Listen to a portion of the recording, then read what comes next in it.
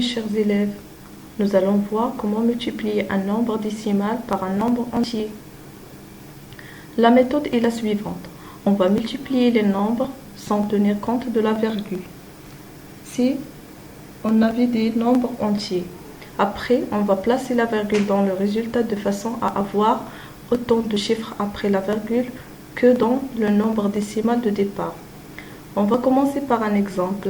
3 fois 4,2. On va faire cette multiplication en ligne.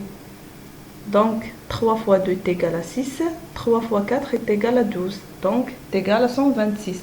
Et comme j'ai un chiffre après la virgule, je vais placer de manière à avoir un chiffre après la virgule. Donc, 126. Autrement dit, est égal à 12,6. Voyons maintenant un exemple. 8,45 fois 54. On va effectuer la multiplication sans tenir compte de la virgule. Donc 4 fois 5 est égal à 20. J'écris le 0, je retiens 2. 4 fois 4 est égal à 16, plus 2, 18. 4 fois 8 est égal à 32, plus le 1, 33. On va placer le point ou bien le 0, plus on a le 5 des dizaines. Donc 5 fois 5 est égal à 25. J'écris 5 et je retiens 2. 5 fois 4 est égal à 20, plus 2 est égal à 22. J'écris 2, je retiens le 2. 5 fois 8 est égal à 40, plus 2 est égal à 42. Donc, j'additionne les deux lignes. 0 plus 0 est égal à 0. 8 plus 5 est égal à 13. J'écris 3 et je retiens le 1. Donc, est égal à 6, 5 et 4.